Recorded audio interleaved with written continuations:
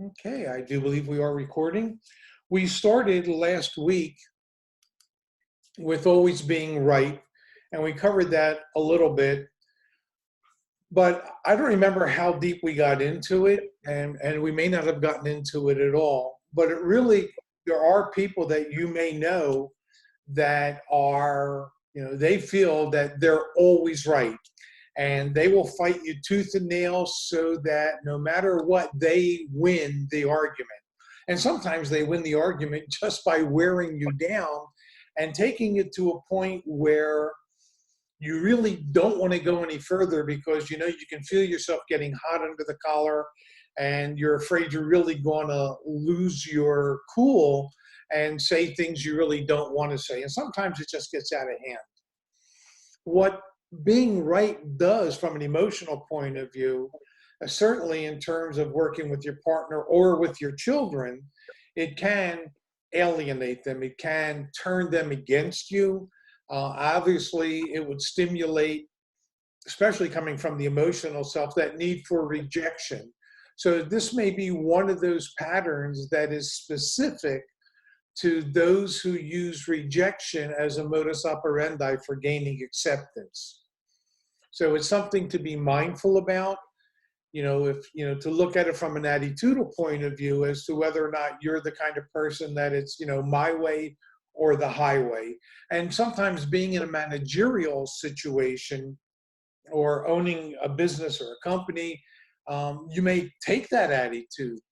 However, it is really not the most conducive to working with people and running a business. Or, being a manager and trying to get the most out of a team of people, if you're the one that always has to be right, it would end up alienate them. From a physical point of view, we take a look at it from, is this the way it has to be done? From my point of view, and what I wrote down here is that this is where the inflexible thinking, this attitude, can lead to arthritis. Arthritis is, without a doubt, a disease of inflexible thinking. And wherever it hits in the body, as an example, arthritis in the hands, well, there's only one way to handle things. This is the way my dad did it, the way my grandfather did it. This is always the right way to handle things. If it's in the back, it's always the right way, or a very specific way, not always the right way, but a very specific way of how one supports oneself. If it's arthritis in the legs, the knees, well, then there's only so much aspiration. I can only stand so high. I can only walk so well, or support myself. Again, it turns back into support.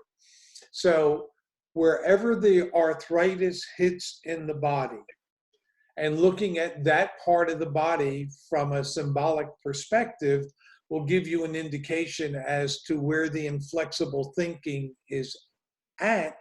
And what, by looking at that, then you come down to, is it that you always have to be right? That this is only the one way to do things? And if so, where is that concept coming from? So there's that kind of a situation. When it comes to the material self, this is where sometimes people will throw their weight around in always being right in terms of using their money. I've got the money, that makes me right because I can afford to do this and this. And by having the money, that may also put a person in a position of power or authority. And they're two different things, because power over people is something that doesn't necessarily carry authority. It's two different applications. Power, especially when you use money as a tool to work against people, it goes back to manipulation. And again, here it's a situation where it's always right. Whereas it comes to authority, that's a different. You may not have money, you may not have any power over people, in the sense of being, I was going to sense of being dominant, but on some levels, having authority does give you a degree of dominance, but there really is a subtle difference between the two. So the question that one has to ask themselves from a patternistic point of view is, do you always seek to be right in every given situation? And in the material realm, does your material self use your money, your power, your authority to tell everybody how things need to be done your way, so that it's, again, you're back to my way or the highway, and everything is that, you're the right, you're the ultimate authority because you're the boss. So you could say, from a different point of view, being the boss gives you the authority, gives you the power, and sometimes the money comes along with it. But those are really three separate different applications. Now, the pattern of behavior in terms of being always right in the social self, this comes down to being being in control. And I don't remember if we ever covered that as a pattern. I don't think we did. I think the term is being a control freak. And in this case, you could apply that to here, because in terms of always being right, you're the one who picks who the people are, the right people to come into the social group, to invite to the party. Only you're always right about who should be there and what should be done. Not only what should be done and who should do it, but where it should be done, as well as when it should be done. So the social self ties in manipulation, and always being right could also tie into the pattern of perfection, because this is the right way to do things. I know, because this will make it perfect. This will make the party perfect. This will make the get together perfect. And then we have all the perfect people here. So bottom line is that all of these patterns interweave within each other, which is why it's so important to try to be aware of self and how you are as a total self, and how you are on an emotional level with others, on a physical level, on a material, monetary level with others, as well as social. And then, of course, there's always the spiritual self. And here, this is something that I think goes on all the time in our country, and that is when people buy into, we grow up into a religion. Let's start there first. We grow up and we actually don't have a choice, so to speak, until we begin to get to that age of questioning. Not necessarily questioning authority, but questioning our own belief system, and questioning our identity, seeking to become our own person. And maybe at that point, people begin to question about their religion. And then they may go off into other faiths, other beliefs, other aspects of Christianity, as an example, or other aspects of Judaism or Islam, or even, some of the other religions that are out there, or spiritual paths, following Shiva, following Ganesh, following Buddha, following Zoroaster, whatever the case may be. Because apparently, because everybody has an opinion as to how it should be, and each and every one of them is right. So, come be this kind of Christian, and come be that kind of a Christian, or this kind of a Jew, or that kind of a Muslim, because this is the right one. All the others are wrong. And so you need to question where you are in that endeavor. Now, I am a firm believer that other people get other people to believe as they believe, as a way of validating their own belief system. And it may be that, this work is doing the same thing. However, I think what is different about this work versus all of the religious approaches is that the teachings say to you, you are the path.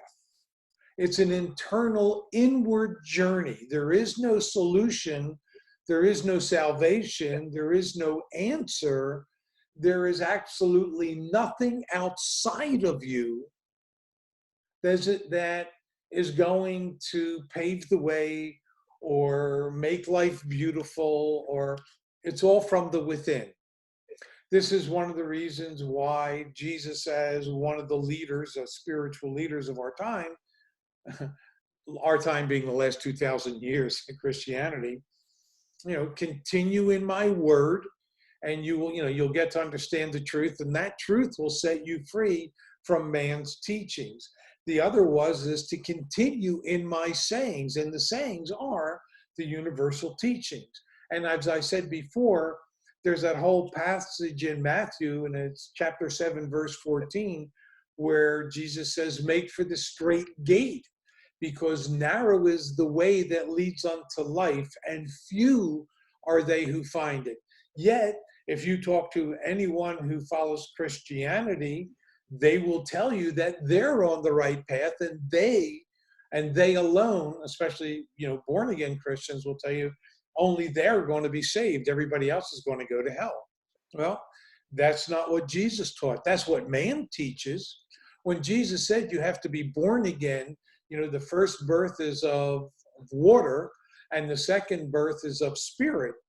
It doesn't necessarily mean be baptized again. It really means give up your ego so that your spiritual self can manifest. That's the true rebirth. Just because you get baptized and you believe, you say different things, doesn't really mean that you're quote unquote saved. And what does saved mean? If, as human beings, we seek salvation, then the original followers of Jesus were all obviously Jewish. They were all part of the Essene movement, which was Jesus, Joseph, Zechariah, Mary, John, Elizabeth. They were all Essenes. And the original followers of Jesus were called the Gnostics. And the Gnostics believed that true salvation was in the understanding and application of the teachings. So, whereas man wants you to validate man's belief, and if I believe in whatever, and I want you to believe the same way, that validates me. Whereas as far as the teachings go, it really doesn't matter whether you follow me or not. What's important is that you go within yourself and follow the God within you, to seek the truth of who you are, to seek, Jesus taught, and in order to enter into the kingdom of heaven, you must become as children. And what are children but non-defensive entities, non-defensive people? Pure of heart, of spirit, of mind. Well, actually, children today already have preconceived ideas. In fact, we were watching America's Funniest Videos, and this little 3 or 4-year-old child got a birthday card, and she tore the card open and said, "Is there money inside?" And she opened it up, and there was no money, and she had an attitude. Oh, there's no money. And how sad that is, that instead of there being joy in getting a card and knowing that people care and love her, her thing was, where's the money? And that's who we're turning into. And as I've said in other sessions, if not in the life enrichment sessions, certainly in my other sessions in my channel about mind, body, or spirit, that as human beings, we do not necessarily, our society, let me go there, our society, we may say we serve God, we may say we worship God, but it really appears that our God is money. And Jesus taught you cannot serve two masters. Actually, there's two teachings about that. One is you cannot serve God and mammon, which is what I was referring to. And mammon is the Persian god of riches. The other thing Jesus said is you cannot serve two masters. You will love one and hate the other. So there is that. So if money is your God, if money is your master, and it seems to be that this child was raised in that kind of a consciousness, and it may very well be that that consciousness is really what is affecting our country as we see it unfolding before us. I think the whole thing about a Make America Great Again is obviously it's not about tolerance, it's not about love. There's been more hate, more racial divide, more spiritual divide than ever because we're not seeking to bring harmony. We're looking to get rich, even to the point that some of our environmental protections are being set aside because they're not good for business. So look at what's going on. Be true to your spiritual self, and nobody is always right. From a different point of view, everybody is always right from their point of view. So the real thing here is to go within yourself, understand where you're coming from, understand your own belief system. Remember, the teaching is, it's easy to see the mote in your brother's eye, but not, or I think you see the beam in your brother's eye, but not the mote in your own eye. You're looking through your own belief system. You're making your judgments based on that. I'm always right. You're wrong. So really examine where you're coming from. Examine your belief system. See how your attitudes, whatever it is, the perfectionist always being right, whether you're into denial or sacrifice or argue, whatever your patterns are, seek to understand the concept that supports them so that you can make, one, gain control, two, go within, use the relaxation disc, it's free. If you need it, write to me. I'll put, you can download it from Dropbox and you'll have it.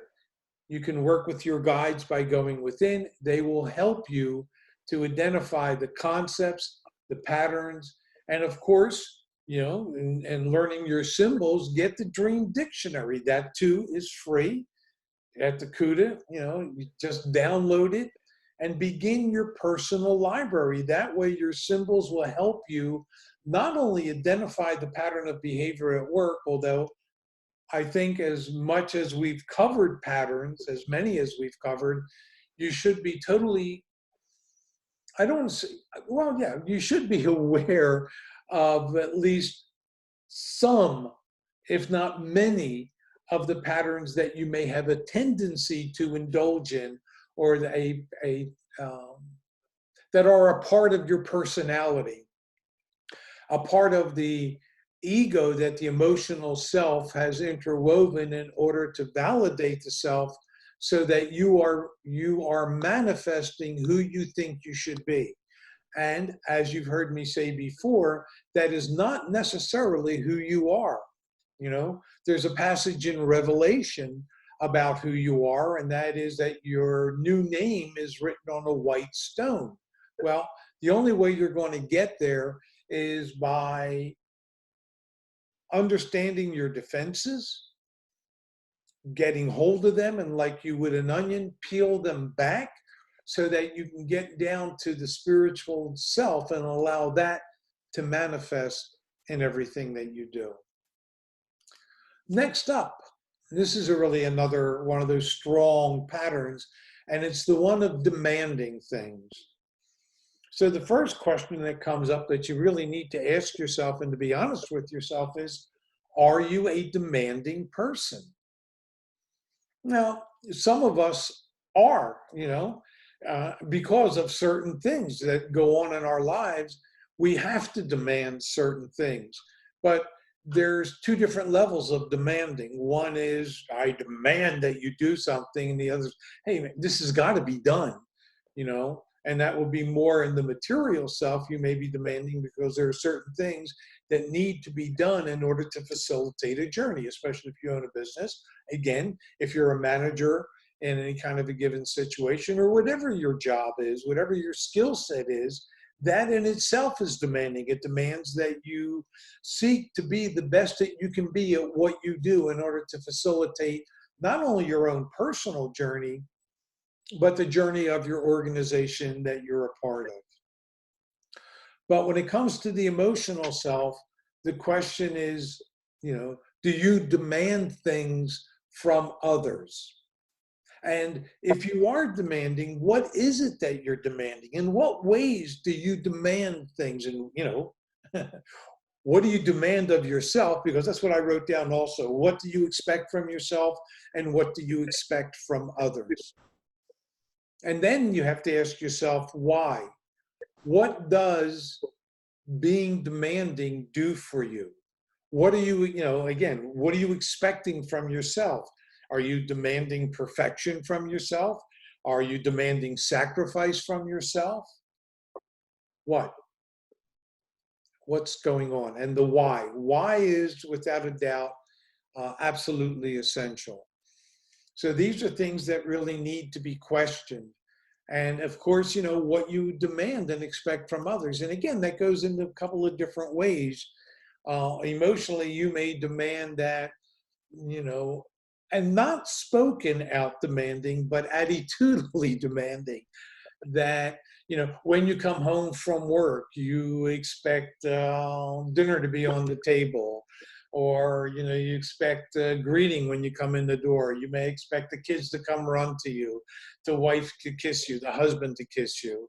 When the husband comes home from work, you expect him to kiss you. The wife comes home from work, you expect her to kiss you. What do you demand on an emotional level? Are you always looking for accolades? What and why? When it comes to the physical self, again, are you demanding of others, and in what way? Sometimes this is, sometimes the demands fall into the intimate range. And in that relationship or that aspect of communication, and there may be, you demand to have your back scratched, you demand to have a massage at least once a week from your significant other. You demand to have them rub your feet. I mean, what is it that, and again, are you demanding? In what ways might you be demanding? And what do you demand of yourself from a physical level? Do you demand and expect yourself to go to the gym every day, or twice a week, or 3 times a week? Do you demand yourself to be outside, indulging in physical activities, doing yard work, go exploring, go hiking? You may not think of these things as demands, but if it is something you feel you must do, then that on some levels could be a demand coming from somewhere deep within the self. OCD kind of a thing. It could be an obsessive compulsive desire as opposed to a disorder, or an obsessive compulsive demand. So what do you expect from yourself on a physical level? And what do you expect from others? And that's where the intimacy things can come in. Do you expect, because you're in a relationship and you're married, not necessarily, those are two different things, depending upon the nature of the relationship. But do you expect intimacy every week, every night, every month? What? Really need to be clear. And where is that coming from? And what stimulates the demand? Certainly when it comes to the emotional self, actually from all of them, the emotional self, there is, in every pattern of behavior, there is a concept that needs to be validated. And the concept or the pattern of demanding certainly ties into so many of the other patterns. there is a fundamental concept there. Maybe being demanding is one way of validating oneself.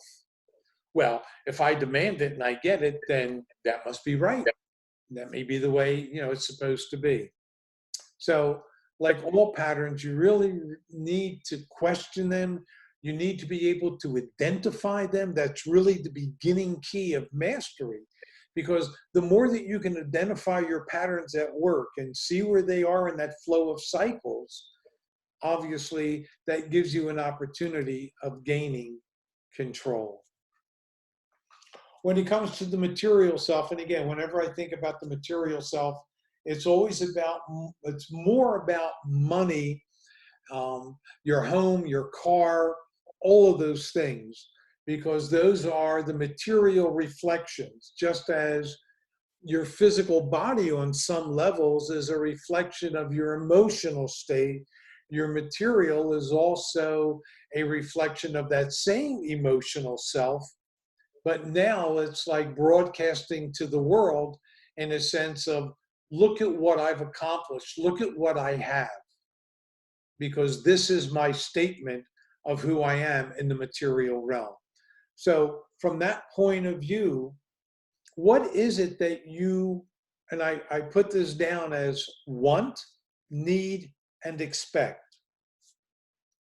So in demanding, what is it that you want on a material level? Now you can take this back to your work, and you've done, you do a really good job and you've been there a good couple years and you're climbing up the scale. You may want more money for your efforts. You may not feel that the company is treating you the way you need to be treated. You demand to be treated better. Well, sometimes that doesn't happen. So then the question comes out, what are you going to do about it? In today's day and age, it seems that people change jobs very quickly in order to have their demands met. Unions go on strike. People can sabotage situations because their demands are not being met. And so out of spite, they may do things to hurt the company, hurt an individual. It's all part of that pattern. You may think that you need something, wanting, needing, and desiring are three different energies. Because I want is an aspect of desire. And I'm not sure which one has more power because I really haven't thought about that. I think a desire is more ethereal. It would be wonderful if I could have this, that, or the other. I want this. That's that's clearer, more effort being put into something, because if you want something, you will pursue it. Because the want, you may think that you need that something in order to satisfy something within. So you're going to go after it because you want it to fulfill the need. Whereas a desire is something that it would be wonderful if I could have it, but I'm really not going to put any energy into it. And as much as I, would like to, I'm really not demanding that everybody fulfill that desire because, I don't have the energy to put into it. But I did also write down expect. And again, because the mind is a goal-seeking device. And every pattern of behavior has a goal and an expectation at the end. And that's what your mind seeks to fulfill. It works to and manipulates your reality. It draws to you. It repels from you. Everything it needs or doesn't want within its realm in order to, excuse me, in order to fulfill the expectation. Remember, everything is composed of atoms. Everything has an electrical charge because the atoms become molecules, molecules grow into cells, et cetera, et cetera. And your mind is an electromagnetic generator. So you are either drawing to you what you need to fulfill an expectation, to fulfill a pattern of behavior, or you will repel. And even in demanding, you will draw to you whatever it is that you feel you need or want. Desire doesn't have as much electromagnetic draw as want and need. But you will draw them to you, even if they are detrimental, even if they make you sick, make you broke, make you unhappy. You'll still draw them to you and demand that they come to you. Why? Because it will fulfill a particular pattern, maybe the one of sacrifice, maybe the one of denial, maybe you feel that, the one of being a failure, of, not deserving it. So it really depends. This is why it's so vital to understand self. And again, in the material self, I also wrote, do you demand more in compensation for your efforts? And that goes, if you're an employee or you're a manager, or you're somewhere in the hierarchy and you think you should be higher up or you should get more for what you're doing. And then in the same regard, being there, it goes back to what I said about always being right and being the boss. What do you expect from others? Do you expect them to function in a particular way? I know I do. I have a company, I have a lot of employees. Now, there's a difference between demanding and expecting. I expect everyone to do their job. There are some people that, well, I've never, quote unquote, demanded anybody do anything, because my attitude is simply, you were hired to do a particular job. If you do the job, everything is hunky-dory. You don't do the job, we'll have a chit-chat. You still don't do the job, you may find yourself unemployed. To me, it's real simple. It's real easy. I'm not going to make any demands on you. I shouldn't have to. If you're working for me, you signed on, you accepted the job description for what it was.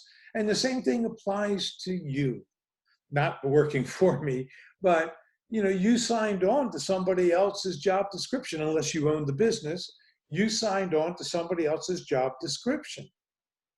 You may be in a managerial position, so they have expectations on you, just as you have expectations on the people below you. If they're not doing what you think they should be doing, have a conversation. Because if you use the energy of demand, it could come back to bite you in terms of rejection. But if you're coming from the place of rejection as your motive, for acceptance, seek to get that under control, because in the long run, it will work against you on every level. And it may already have, and you may already see that it has. So there's something there to be concerned about or be mindful of, that's for sure.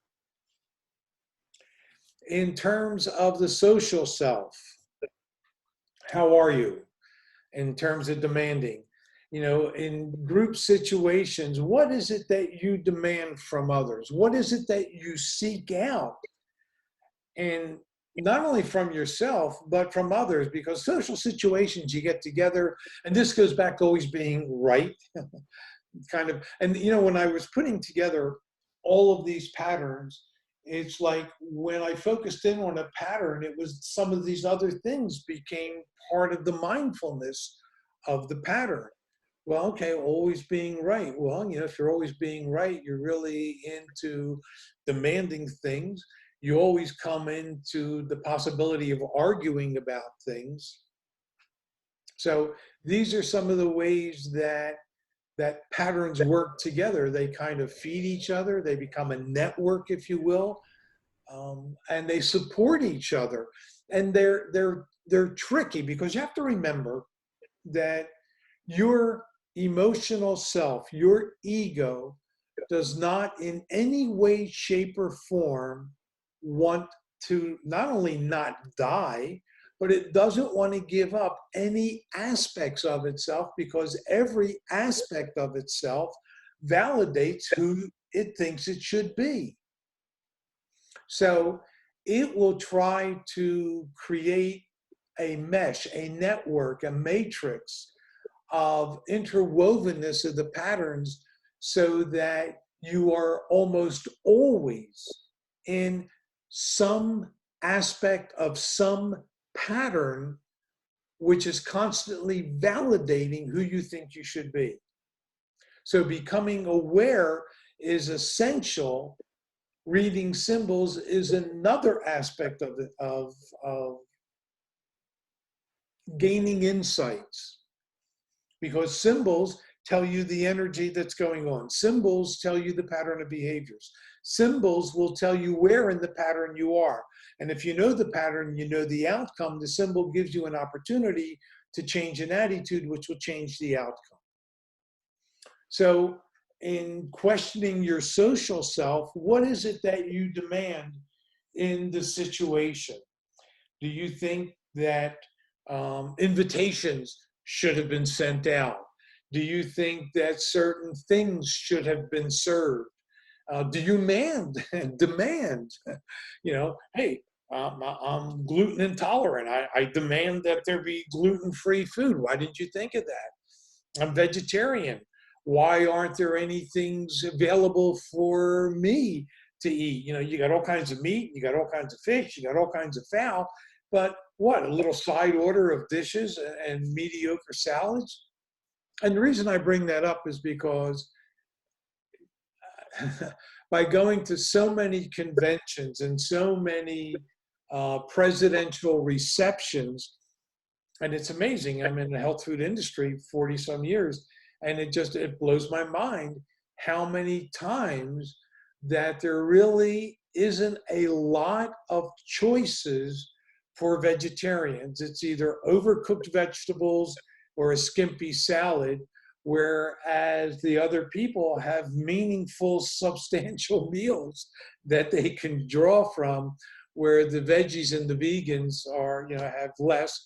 And now, I don't remember if the last couple I went to had little signs for gluten-free, but certainly the stores sell gluten-free products. At any rate, vegans would demand that there be food for them. Vegetarians would demand that there'd be more vegetarian selection. So how is it that you approach social situations? Come back and begin to examine yourself, your attitudes, and your behavior to see whether or not in those kinds of situations, whether or not you're demanding, and if you are, what are you demanding of yourself and what are you demanding of others? In the spiritual self, it's a little bit more maybe personal, in the sense that you may not voice it and it may be an unconscious demand, but you may demand something from God, some sign, some acknowledgement, some reward for being a good whatever, whatever your belief is, whatever your God is, that, you show me something, give me a sign, validate me. So the question is, actually, there's more than one question here, because I think the first thing is, how is it that you see God? What is it that you see as God? As I've said throughout the work from time to time, that God is not a man. It is an energy. It is both father and mother. And I explained that the reason Jesus always said, my father, is because it was a patriarchal society. I've also said in 100 years, it may be a matriarchal society, in which case God will be the mother, a female. In reality, if God is the creator of everything that is, and Jesus taught in the Gospel according to Thomas, in Luke, it's 17:21, the kingdom of God is within you. But in the Gospel according to Thomas, Jesus says the kingdom of God is within you and outside of you, so that everything is God, being that everything is energy. I've also said that God is a conscious creative continuum. So that's the God that I understand. You have your own particular perceptions and understandings or beliefs. I guess maybe a better thing for me to say is, or in addition to, that's the way that I understand the God force, and that is my belief that that's what God is, a creative energy that is both father, mother, that it's everything, and that we as spiritual beings are a part of that God force. And I do believe that that was the fundamental teaching that Jesus said and promoted, because he said, love one another, love your neighbor, love your everybody as your brother. Why? Because, and he did say somewhere in the gospel according to Thomas, maybe in King James, that we are all the sons of God. And again, back to the male dominance thing. But the reality is, it's like going back to Genesis. God created male and female in his image. Okay? Male and female, he created them equal. The whole symbology of Adam and Eve is that, in the story, the Bible story, it's that Eve is extracted from one of the ribs of Adam. What do the ribs do?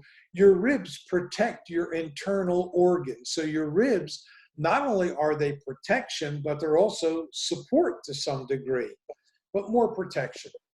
So the female aspect of self is that intuitive self that protects you, just like your five senses, protects you from adversity in the material plane. It's also taught in Genesis that the two become as one. The same thing is reiterated in the New Testament. Not where man teaches that the woman is subservient to the husband. That's man's dominance. That's man's, no. It's not what God said. God said, hey, you're equal. You cleave unto your wife and they become as one flesh. Jesus taught somewhere, when the two become as one, and this is the gospel according to Thomas. When the two become as one, in the beginning you were one and became two, and when the two become as one, what will you do? And the two within you is the male and the female, as well as the spiritual and material. Remember, you are a spiritual being in a material vehicle, using your material vehicle, your body, to maneuver and through the material plane. So, what do you expect from God? That's the short answer, or the short question. And the same thing from Jesus, What do you expect from Jesus? What do you expect him to do for you? What can he do for you? In reality, in truth, nothing.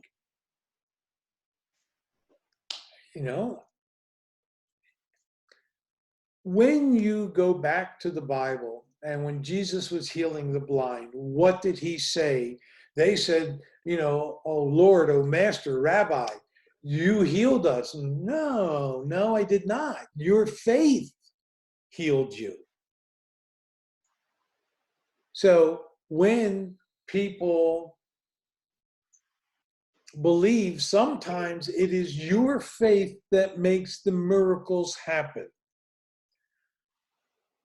Jesus also taught you have to have the faith that's in a mustard seed. If your faith was as big as a mustard seed, imagine.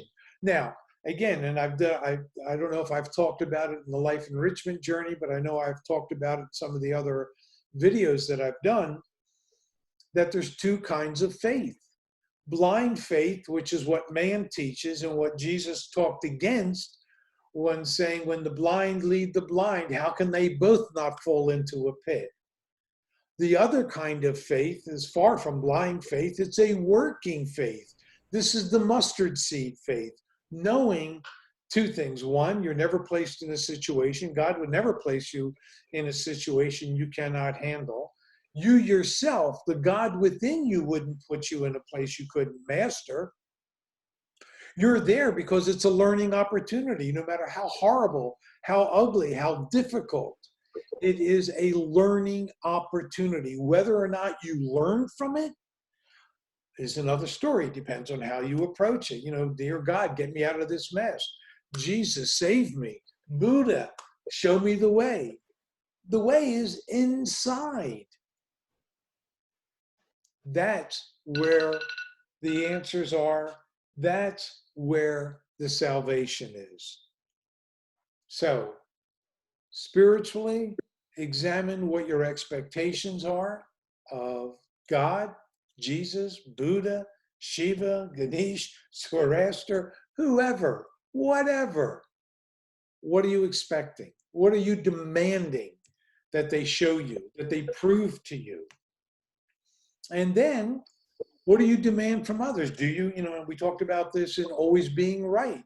Do you demand that, that the kids come to church with you?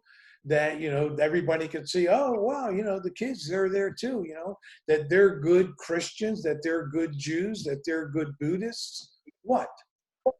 What do you demand of others? So think on these things, work with hopefully you're keeping a journal, and, again, under each one of the selves, list these things. Maybe certain symbols already that come to mind about your demanding. It may be that,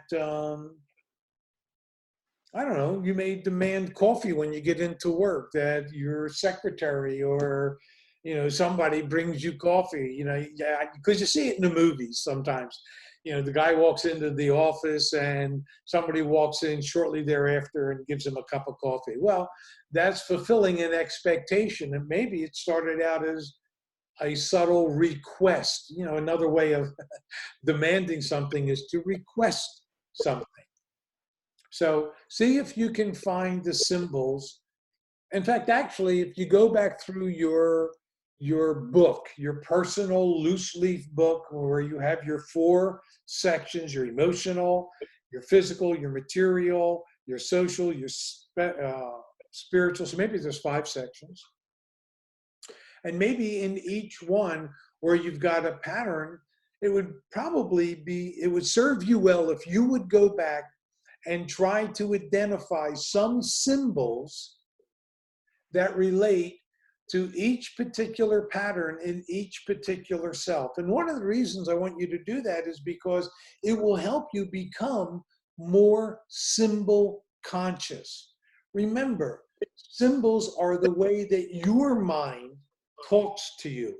Everything is energy. Your mind uses words to convey thoughts. Your thoughts are recorded as feelings and pictures. And, well, feelings are a form of energy, vibrations. So learn the language of your mind. See if you can make symbols that would help you to identify any given particular pattern. Next week, when we get together, we'll be talking about lying. So many people do. And we'll find out. We'll be questioning that and going through those things. So with that in mind, have a fabulous week.